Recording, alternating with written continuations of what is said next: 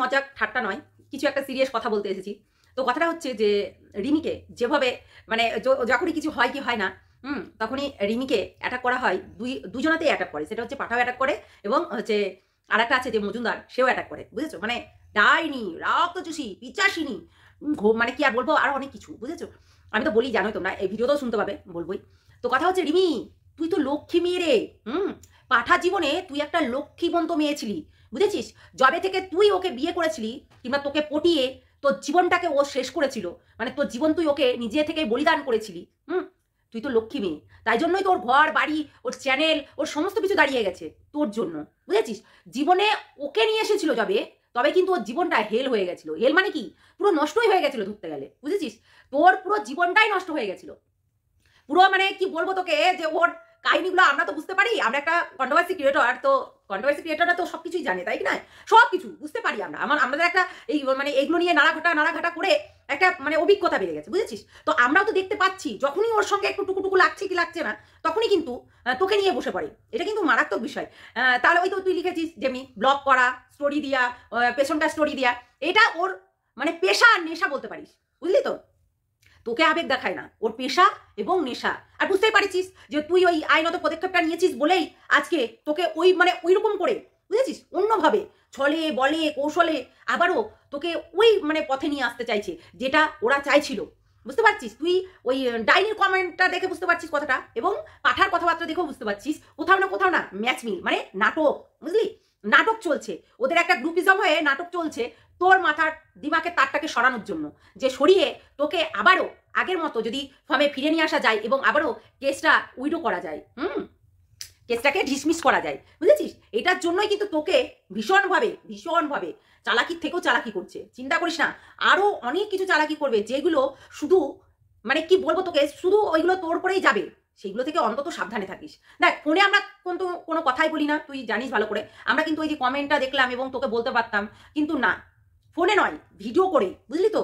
ওই ফোনে হচ্ছে কাউকে জিজ্ঞেস করবো প্যান্টটা কি পেতে পেতে ফুটো হয়েছিল না ফুটো হতে পেতেছিল, এটাও জিজ্ঞেস করবো না। এটা জিজ্ঞেস করবো না যে প্যান্টটা কি পেতে পেতে ফুটো হয়েছিল না ফুটো হতে পেতেছিল, এটা জিজ্ঞেস করবো না, কখনো না। মানে এই কথাটা হচ্ছে যে যাকে যেভাবেই দেখ না কেন, সত্যি কাছের মনে করিস না কখনো, বুঝলি তো?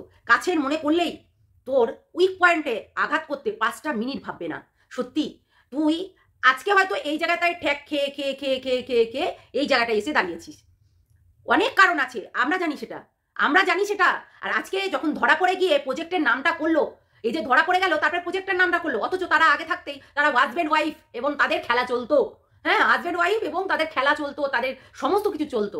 যখন ধরা পড়ে যায় তখন না একটা কোনো না কোনো রিজন দরকার হয়, কিংবা গালাগালি করে, কিংবা বাজে কথা বলে 2-4টে। আজকেও সে ওই নাম নিয়েছে, কি রিমি নাম না নিলে কোনোদিনও ভিউজ আসবে না ভিডিওতে। রিমি নামটা নিতেই হবে। জীবনের সঙ্গে কিছুদিন আগেই একটা ভিডিও করে সেও বলছিল তার জন্য নাকি তার এরকম হেনস্থা হতে হচ্ছে। বলছি, প্রথমকার বেলাতেও তো হেনস্থা হয়েছিল বাবু, তা তো তোমার শিক্ষা হয়নি। তুমি একটা মেয়েকে, বিবাহিত সত্ত্বেও তা ডিভোর্সি মেয়েকে নিয়ে তুমি পোষ্টি নষ্টি করে বেড়াবে, রঙ্গলীলা মারিয়ে বেড়াবে, আর তোমাকে কেউ কিছু বলবে না, তোমাকে কেউ কিছু করবে না, তুমি কি করে আশা করলে? এতটাই সহ্যহীন করে, মানে সহ্য বুকে পাথর চাপা দিয়ে রিমি থেকে যাবে? দিনের পর দিন তোমাদের ওই লীলা খেলা, নাচন কুদন, ঘষা মাজা সমস্ত কিছু দেখবে।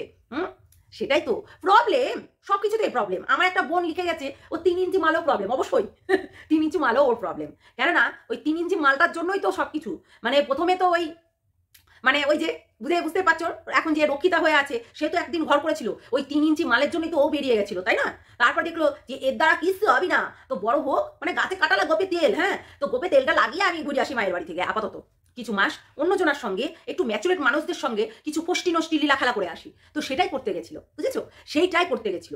আর এ তো নেচার জানোই, এর নেচারের কথা আর বলার জন্য, মানে অতীব জঘন্য পাঠার নেচার। হ্যাঁ, ও আজকে এডালে তো কালকে এডালে, মানে এই যে আজকে রিমিকে একজন আমাকে লিখে গেছে যে শর্ট ড্রেস পরা মেয়েটাকে তোমরা ঠিক বলছো, ভালো বলছো, শর্ট ড্রেস পরা মেয়েটাকে। আচ্ছা তোমরাই বলো তো, যে শর্ট ড্রেস পরা মেয়েটা কতগুলো ফষ্টি নষ্টি করেছে, প্রমাণ দিতে পারবে?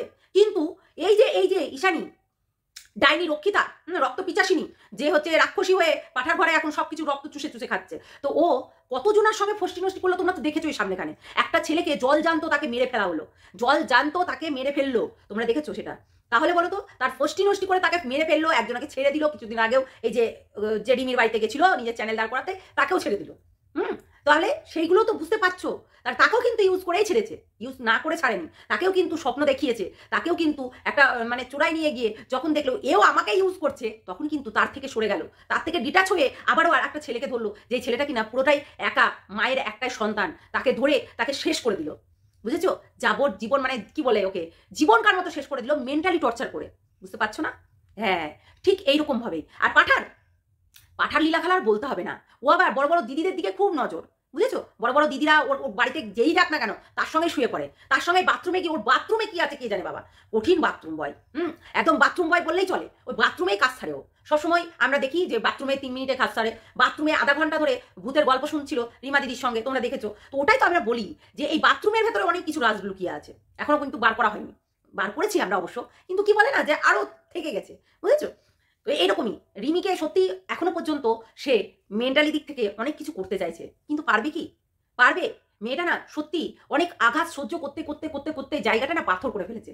যেহেতু এইগুলো ওর ম্যাটার করে না, এই যে যেগুলো ও পাঠা করছে না ওইগুলো ম্যাটার করে না। কিছুদিন আগেই তো তোমরা দেখলে যেভাবে ওকে খান কি এইসব বাজে ভাষায় এবং অনেক কিছু বলে, অনেক কিছু, যে ওর নিচের কুটকুটানি হেনা তেনা এইসব নিয়ে বাজে বাজে অশ্লীল। আরে কুটকুটানি তো তোর সঙ্গে করতো, আদার্সদের সঙ্গে করছে এখন কি? কারণ ও তো তোর বাড়িতে থেকে অনেকদিন আগে বেরিয়ে গেছে। দেখেছিস কোনো ছেলের সঙ্গে তাকে শুয়ে বসে থাকতে? দেখেছিস? শর্ট ড্রেস পরা মেয়েটাকে খারাপ চোখে দেখলে হবে না, তার মন দেখতে হবে। বুঝেছো? শর্ট ড্রেস পরা মেয়েরা এখনকার সবাই এটা ফ্যাশন হিসাবে নিয়ে চলে, শর্ট ড্রেস পরলেই যে খারাপ হয়ে যায় তা নয় কিন্তু। কিন্তু ওই তো বললাম যে ঘুমটার নিচে খ্যামটা নাচন কিন্তু দিতে পারে না সবাই। যেহেতু একটু বুঝে শুনে কথা বলো তোমরা, যে শর্ট ড্রেস পরা মেয়েটাই খারাপ, কিন্তু ঘুমটার নিচে যে খ্যামটা নাচছে সেটা তো তোমরা দেখতে পাচ্ছ না। বলো, তোমরা বলো। একটু বুঝে শুনে বলো, তাহলে ভালো লাগবে। কেননা এই যে হচ্ছে এই যে হারামজাদিটা রক্ষিতাটা, ঠিক আছে, ঘুমটার নিচে খ্যামটা নাচে, ও সবসময় ওই যে ভদ্রভাবে ড্রেস পরে যায়, তোমরা ভাবো ওরে এ তো খুব ভদ্র মেয়ে, কিন্তু ওর মানে ভেতরে এক আর ছলনা করে মুখে আর এক। বুঝেছো? মুখে মনে হবে ভাজা মাছটাও উল্টে খেতে জানে না, আবার কারোর না কারোর কথার জবাব দিতে বেশ বসে যায়। যদি ওকে নিয়ে কেউ কিছু বলে না, ঠিক বসে পড়বে ভিডিওতে জবাব দিতে। এতটাই ফালতু মহিলা। বুঝেছো? এতটাই ফালতু মেয়ে, নিজের মায়ের সঙ্গে এরকমই করে।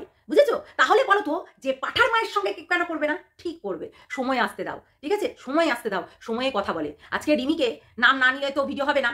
তো আমরা দেখো ব্যাপারটা হচ্ছে, আজকে রিমির কমিউনিটি পোস্টটা দেখে আমরা সত্যি খুব ভালো লাগছে। রিমি হচ্ছে যে বলেছে ওখানে সত্যি কথাগুলো, যে কখনো ব্লক করে, কখনো আনব্লক করে, কখনো ব্লক করে, কখনো আনব্লক করে। মানে ইধার নৌকাটা যখন ডুব্বো ডুব্বো দেখে, ইধারকার নৌকাটায় গিয়ে আগলে ধরতে চায়। মানে কোন দিকে ও কোন দিকে যাবে বুঝতেই পারে না। দুটো নৌকা দুই দিকে ধরে থাকতে চায়, কিন্তু একটা ধরলে একটা ছেড়ে যাবে, আর একটা ধরলে আর একটা ছেড়ে যাবে। ওই জন্য ও ব্যালেন্স করে চলতে চাইছিল। কিন্তু পারবে কি? পারবে দুটো নৌকাকে সামলিয়ে রাখতে? যে কোনো একটা কিনারাই যেতে হবে, আর না হলে মাঝ গঙ্গায় পড়ে হাবুডুবু খেতে হবে পাঠা। বুঝেছিস? কি দেখেছিস? আরো হবে, আরো হবে। ওই পিচাসিনীকে ঘরের মধ্যে রেখেছিস না, আরো হবে। ওই মশারির মধ্যে চুচা কীর্তন মারাস, আর হচ্ছে রিমিকে ওই একবার ব্লক করিস, স্টেটাস দিস, আবার হচ্ছে খুলে দিস, আবার স্টেটাস দেখে নেয়, ব্যাস আবার হচ্ছে ব্লক করে দিস। ওইসবই তো করিস, ওইসবই তো করিস। তোর মতো নোংরা দুশ্চরিত্র ছিল আরো নাই। ঠিক আছে? ওই যে মেয়েটাকে তোরা বদনাম করছিস, কোথায় ও কোথায় ঘুরতে গেছিল? ও কোথায় পোস্টি নষ্টি করে বেড়ায় তোদের মতো? সুন্দরবন, এই বন ওই বন সেই বন, কোথায় কোথায় ঘুরতে বেরিয়ে যায়। দেখ দুটো একটা দুটো ট্যুর করলো মনে হয় সবে, নতুন নতুন করলো। তা আবার নিজের রিলেটিভদের সঙ্গে গেছিল। বুঝেছিস? তোদের মতো একা একা নয়। প্রজেক্ট মারাচ্ছিলি না, প্রজেক্ট, এগুলোকে প্রজেক্ট বলে। বুঝেছো? এগুলোকে প্রজেক্ট বলে, অন্য কিছুর প্রজেক্ট নয়। সব সময় দেখবে বেড গরম করার প্রজেক্ট, আর কোনো কিছু নয়। ছি, লজ্জা করা দরকার। বুঝেছিস? লজ্জা শরম কর। তোর নির্লজ্জর মতো কথা বলিস না। বুঝেছিস? শয়তান কোথাকার। সত্যি রিমি ভালো করেছিস কমেডি পোস্টটা দিয়ে, এটা দরকার। কেননা কখনো কখনো না ফস করাটা খুব জরুরি। ঠিক আছে? ফস করাটা জরুরি, সেটা ভিডিওর মারফতেই করতে হবে, এর কোনো মানে নেই। তুই কমিউনিটি পোস্টটা দিয়েও কিন্তু ফস করতে পারিস, কোনো অসুবিধা নেই। তোকে যে এই যে আমরা জানতাম না, বুঝতাম না, কিন্তু তোর মনের কথা কিছু কিছু জিনিস লিখে ফেলেছিস, যে কখনো কখনো ব্লক করে আর কখনো কখনো খুলে দেয়। এটা স্বাভাবিক, ও তো করবেই। ও তো চাইছে যে তুই যদি ওর ছলে বলে কৌশলে তোকে যদি একদম একবার যদি ধর বশ করে নিল, ব্যাস তারপর আর কিচ্ছু করার নেই। বুঝেছিস? বুঝি আমরা বুঝি তোকে যে ও খোঁচাবে না তাই কোনোদিন হয়। ওর স্বভাব খোঁচানো, আর ও সবসময় তোকে নিয়ে, তোকে ওই যে ঢাল, বলেন ঢাল আর তরল হাতে। বুঝেছিস? ও কাঁধে একজন আর হাতে একজন রাখতে চায়, কেননা ওইটা ওর ঢাল। মানে তুই ওর ঢাল হিসাবে থাকতে এইটা সারা জীবন। তুই যদি এই জিনিসটা ধরে না নিতি না, সত্যি ভবিষ্যতে আরো অনেক কিছু হতো। এমনিতেও বুঝতে পেরে গেছিলি তুই যে তোকে যখন ইগনোর করছে, তো তুই যখন হচ্ছে ওর গিফটগুলো দেখতে পাচ্ছিলি তখনই বুঝতে পেরে গেছিলি। অবশ্যই এটা বোঝাটা স্বাভাবিক। একটা স্বামী একটা স্ত্রী যখন ঘরের মধ্যে থাকছে, থার্ড ব্যক্তি যখন হচ্ছে জীবনে ঢুকছে, ঠিক বুঝতে পেরে যায় স্বামী মানে স্ত্রীরা। অবশ্যই তাদের একটা মানে আলাদা রকম ইয়ে থাকে, যে আমার স্বামী আমার সঙ্গে কথা বলছে সেই রকম করে, আমার সঙ্গে মিশছে সেই রকম করে, ঘন্টার পর ঘন্টা বাথরুমে কাটাচ্ছে, আর এসে তখন নিজের মতো বিছানায় নিজে লুকিয়ে পড়ে থাকছে একদিকে এক কোনায়, তখন সে বুঝতে পারবে না? সে বুঝতে পারবে না? ঠিক বুঝতে পারবে। তাই একদিন না একদিন চোখ মুখ সবই খুলে যায় সবারই। তো সেটাই আজকে যদি ওই হচ্ছে পাঠি যদি থাকতো, হ্যাঁ, আর তোকে যদি ভালোবাসতো রিমি, তোকে যদি ভালোবাসতো, তাহলে ও কি করতো ভাবতে পারছিস? বলে না, যার যখন হয় সে তখন টেরটি পায়, ঠিক আছে? বুঝলি না, রাক্ষসী ডাইনি রক্ত পিচাসিনী। সত্যি কথা বলতে তুই ওই মেয়েটাকে সংসার থেকে যেমনি তাড়িয়েছিস না, তুই ওই সংসারও কোনোদিন করতে পারবি না। তোর ঘুঘু চড়বে সংসারে, আমি তোকে বলে রাখলাম। কোনোদিনও করতে পারবি না, তুই রক্ত পিচাসিনী হয়ে থাকবি। তুই সবার শুধু রক্ত চুষে চুষে খাবি, আর তোদের সঙ্গে কোনোদিনও মিল কোনোদিনও হবে না। ওই গন্ডগোলই হয়ে যাবে সারা জীবন। যে নাটক করছিস না, নাটক করে করে গন্ডগোল করছিস, দেখাচ্ছিস লোককে, এর থেকে বেশি হবে, দেখে নিস। চলো, সবাই ভালো থেকো, সুস্থ থেকো, সাবধানে থেকো। টাটা।